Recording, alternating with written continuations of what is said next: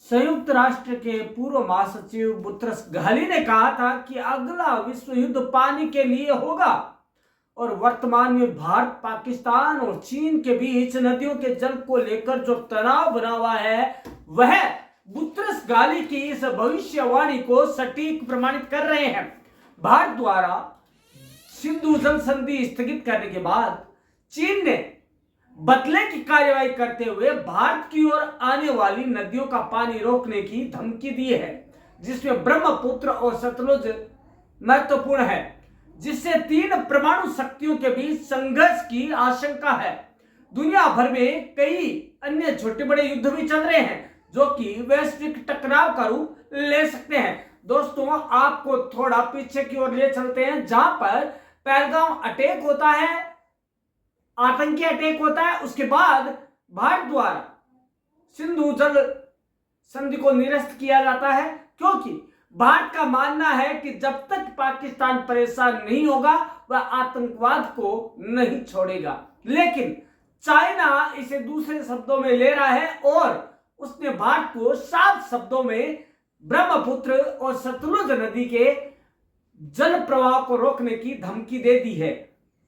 दोस्तों, साल 1995 में वर्ल्ड बैंक के इस्माइल सेरागली ने पानी के वैश्विक संकट पर कहा था कि इस शताब्दी में तेल के लिए युद्ध हुआ, लेकिन पहला युद्ध हुआ जमीन के लिए। लेकिन अब थर्ड जो वर्ल्ड वार होगा, तीसरा विश्व युद्ध, वह पानी के लिए लड़ा जाएगा। यही नहीं, भारत के पूर्व प्रधानमंत्री अटल बिहारी वाजपेयी ने भी कहा था कि आग पानी में भी लगती है। ध्यान देने की बात है कि आग पानी में भी लगती है और कोई आश्चर्य नहीं कि अगला विश्व युद्ध मतलब कि तीसरा विश्व युद्ध पानी के मसले पर हो। दोस्तों, आपको बता दें ये क्यों स्थिति बन रही है, क्योंकि दोस्तों दरअसल पहले विश्व युद्ध जमीन पर कब्जे को लेकर हुए, उसके बाद के युद्ध के पीछे तेल और ऊर्जा का स्वार्थ था। तो अब पानी युद्ध की भूमिका तैयार करने के लिए बहने वाला है।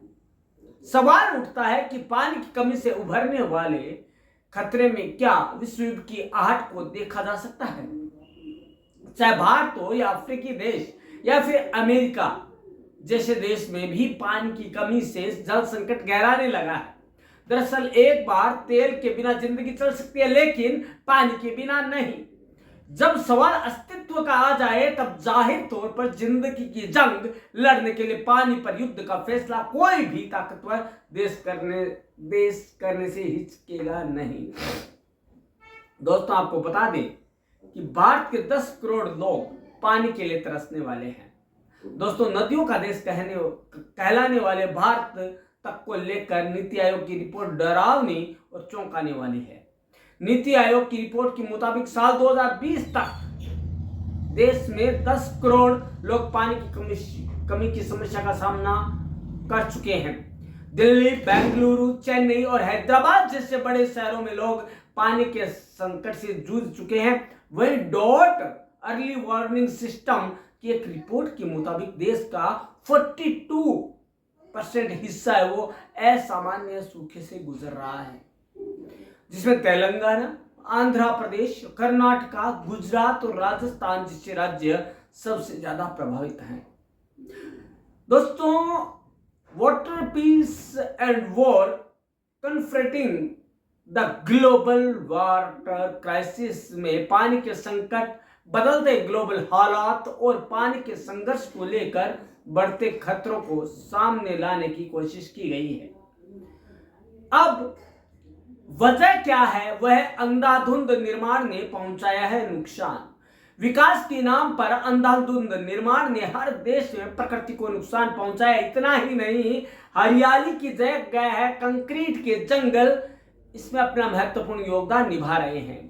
कहीं भारी प्रदूषण की वजह से ऑक्सीजन की कमी, तो कहीं पोल्यूशन की वजह से जमीन में जल स्तर का लगातार नीचे गिरना बेशकीमती पानी के मोल को समझा नहीं गए। ऐसे में अब जमीन भी पानी देने में पहले जैसी नहीं रही। आज जरूरत है कि पानी के संचय, संरक्षण और सुरक्षा के लिए जागृति जन आंदोलन खुद से ही शुरुआत किया जाए ताकि लोगों की चेतना में पानी का महत्व स्थायी तौर पर रह सके। नीति आयोग की रिपोर्ट के मुताबिक अब केवल साल 2030 तक का ही समय है।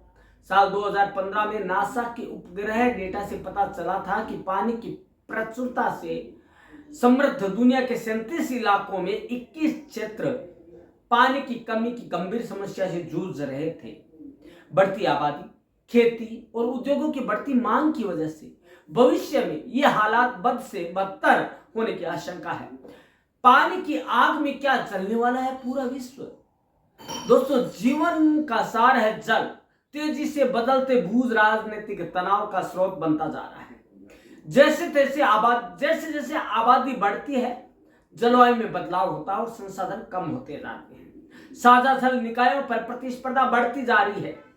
कृषि, जल विद्युत और मानव उपभोग के लिए पानी और सीमा पार की नदियां विवाद के केंद्र में है, जो व्यापक संघर्षों में बदल सकती है और उसका परिणाम हो सकता है तृतीय विश्व युद्ध, थर्ड वर्ल्ड वॉर।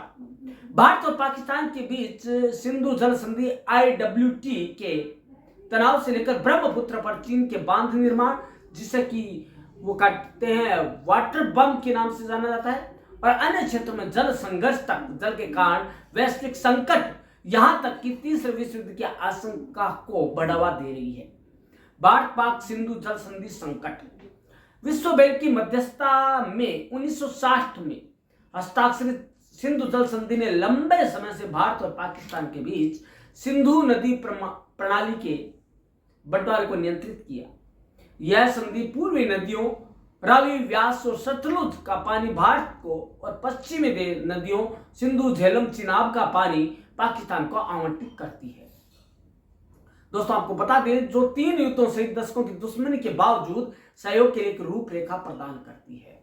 भारत चाहता था कि कैसे पाकिस्तान सुधर जाए, आतंक को पनाह ना दे, लेकिन वो नहीं सुधरा और भारत को अंत में थक हार कर सिंधु जल संधि को निरस्त करना पड़ा।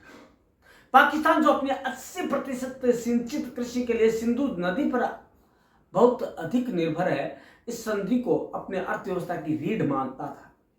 हालांकि हाल के घटनाक्रमों ने इस समझौते को कगार पर ला खड़ा किया है। 22 अप्रैल 2025 को भारत प्रशासित कश्मीर के पहलगाम में हुए आतंकी हमले के बाद, जिसमें 26 निर्दोष पर्यटक मारे गए, भारत ने राष्ट्रीय सुरक्षा चिंता का हवाला देते हुए सीमा पर आतंकवाद के लिए पाकिस्तान के समर्थन का आरोप लगाते हुए IWT को निलंबित कर दिया। यह पहली बार था जब संधि जिसे इसके लचीलेपन के लिए सराहा गया था, बाधित हुई। भारत के इस फैसले ने उसे बाढ़ की चेतावनी जैसे महत्वपूर्ण जल विज्ञान संबंधी डेटा को रोकने और पाकिस्तान से परामर्श किए बिना बांध परियोजनाओं का आगे बढ़ाने की अनुमति मिल गई है। उदाहरण के तौर पर हम बात करें तो भारत ने सलाल और बगलिया जल विद्युत परियोजनाओं में जलाशय क्षमता को बढ़ाना शुरू कर दिया है तथा बगलिहार बांध के जल द्वारों को नीचे कर दिया है, जिसे चिनाब नदी में पाकिस्तान की ओर जाने वाले जल प्रवाह में 90% तक की कमी दर्ज की गई है। पाकिस्तान की इस रोक को युद्ध की कार्रवाई बताया, चेतावनी दी है कि पानी के प्रवाह को रोकने या मोड़ने के किसी प्रयास का जोरदार जवाब दिया जाएगा। यदि पानी नहीं तो खून बहेगा। विशेषज्ञों का मानना है कि भारत के पास पानी के प्रवाह को तुरंत रोकने के लिए बुनियादी ढांचे का अभाव है, क्योंकि पश्चिमी नदियों पर इसके बाद मुख्य रूप से सीमित भंडारण क्षमता वाले run of the river hydro power plant है। अब दोस्तों, आपको बता दें कि इस निलंबन से एक खतरनाक मिसाल भी काम हुई है। पाकिस्तान चीन के समर्थन से डायमंड भाषा और दाशु बांध जैसी बांध परियोजना में तेजी ला रहा है, जिस क्षेत्र में भूकंपनीय जोखिमों के बारे में चिंताएं बढ़ रही है। बांध टूटने से पाकिस्तान और भारत के कच्छ क्षेत्र दोनों में विनाशकारी बाढ़ आ सकती है। इसके अलावा भारत का यह कदम अन्य अपस्ट्रीम देशों को प्रोत्साहित कर सकता है, जिससे अन्य नदी घाटियों में डाउनस्ट्रीम राज्य के रूप में इनकी स्थिति जटिल हो सकती है। अब बात आती है चीन का जल बम क्या है, वाटर बम क्या है। तिब्बत में यारलुंग त्संगपो के नाम से निकलने वाली ब्रह्मपुत्र नदी भारत और बांग्लादेश से होकर बहती है, जिससे लाखों लोगों की आजीविका चलती है। चीन जो नदी के ऊपरी हिस्से को नियंत्रित करता है, ने अपने पड़ोसियों के साथ कोई औपचारिक जल साझाकरण संधि नहीं की है, जिससे जल सशक्तिकरण की आशंकाएं बढ़ रही है। 2020 में चीन ने यारलुंग त्सांगपो पर दुनिया के सबसे बड़े जल विद्युत बांध ग्रेट बैंड डैम के निर्माण की मंजूरी दी थी, जो श्री गॉर्ज डैम की तुलना में 2 गुनी बिजली पैदा कर सकता है। इस परियोजना ने तथा जांगमू जैसे पूर्व बांधों ने भारत और पाकिस्तान को चिंतित कर दिया है दोस्तों, क्योंकि उन्हें डर है कि चीन राजनीतिक संकट के दौरान बाढ़ या सूखे का कारण बनने के लिए जल प्रवाह में हेराफेरी कर सकता है। ब्रह्मपुत्र के प्रवाह में चीन का योगदान केवल 7% है, लेकिन पानी छोड़ने के समय को नियंत्रित करने की उसकी क्षमता महत्वपूर्ण है। उदाहरण के लिए 2016 में जब भारत ने एक आतंकवादी हमले के बाद IWT को निलंबित करने की धमकी दी थी, तो चीन के एक जल विद्युत परियोजना का हवाला देते हुए ब्रह्मपुत्र की एक सहायक नदी का जल पूरी तरह से रोक दिया था। समय ने अपने सहयोगी पाकिस्तान का समर्थन करने के लिए एक रणनीतिक कदम का संकेत दिया। जवाब में भारत ने चीन के अपस्ट्रीम नियंत्रण का मुकाबला करने के लिए 2010 में 10 गीगावाट जल विद्युत परियोजना की घोषणा की। हाइड्रोलॉजिकल डेटा शेयरिंग की कमी विशेष रूप से मानसून के मौसम मई से अक्टूबर के दौरान तनाव को बढ़ाती है, क्योंकि भारत बाढ़ की भविष्यवाणी करने के लिए इस डेटा पर निर्भर करता है। लेकिन दोस्तों, आपको बता दें कि चीन के बांधों का इस्तेमाल वाटर पम्प के रूप में किया जा सकता है, जिसे अचानक पानी छोड़ा जा सकता है, जिसे निचले इलाकों में बाढ़ आ सकती है या पानी की कमी पैदा करने के लिए इसे रोका जा सकता है।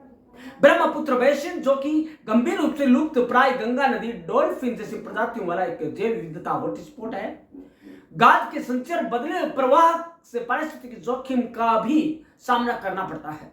इस क्षेत्र की भूकंपीय भेद्यता चिंता की एक और परत जोड़ती है, क्योंकि भूकंप भूस्खलन या बांध विफलता को ट्रिगर कर सकते हैं। भारत द्वारा IWT को स्थगित करने से चीन को अपनी ब्रह्मपुत्र परियोजनाओं को आगे बढ़ाने का एक बहाना मिल गया है, क्योंकि उसके पास कोई संधि दायित्व नहीं है। दोस्तों, उन्होंने अपना एक पोस्ट दिया है जिसमें कहा गया है कि चीन की अपस्ट्रीम स्थिति उसे भारत पर महत्वपूर्ण लाभ देती है, जो अपने 30% ताजे पानी और 44% जल विद्युत जो कि है वो ब्रह्मपुत्र पर निर्भर है। दोस्तों, अब आपको बता दें जाते जाते कि भारत ने हालांकि चीन के साथ कोई बुरा नहीं किया, लेकिन चीन ने हमारे जो उपग्रह है नासा ने यह बताया है कि हाल ही में चाइना ने 70% डेटा बाहर से छुपाया है जल प्रवाह का, ब्रह्मपुत्र और सतलुज नदी के जल प्रवाह। दोस्तों, ये सारे घटनाक्रम ये बताते हैं कि कहीं ऐसा ना हो कि तीसरा विश्व युद्ध न हथियारों से हो, न अस्त्रों से हो, न जमीन के लिए हो, न तेल के लिए हो, कहीं यह पानी के लिए ना हो। दोस्तों, पानी, जल की एक एक बूंद जीवन का सार लिए हुए है। दोस्तों, कहीं ऐसा ना हो कि यह जल का सार कल का काल बन जाए। दोस्तों, ये पानी की बूंद कहीं आग ना लगा दे देशों में, दोस्ती में, भाईचारे में, और खड़ा ना कर दे तृतीय विश्व युद्ध का एक कोहराम, जिसमें केवल और केवल त्राहिमाम के अलावा कुछ नहीं होगा। दोस्तों, आप सबने जाना कि पानी है बहुत बड़ा बवाल मचा सकता है, तृतीय विश्व युद्ध का कारण बन सकता है। तो दोस्तों, आप क्या सोचते हैं, क्या भारत ने सही किया पाकिस्तान को सुधारने के लिए? क्या कहीं पाकिस्तान गलत तो नहीं कर रहा आतंक को मिटाने के लिए? दोस्तों, आतंक को परसे तो नहीं दे रहा कहीं चाइना है? दोस्तों, इन सभी सवालों के जवाब हमें आपसे चाहिए। क्या आप क्या सोचते हैं? क्या आप हमारे विचारों से मेल रखते हैं? क्या आप हमारे विचारों से सहमत हैं? यह तो तभी पता लग पाएगा जब आप कमेंट बॉक्स में अपनी राय देंगे। धन्यवाद दोस्तों।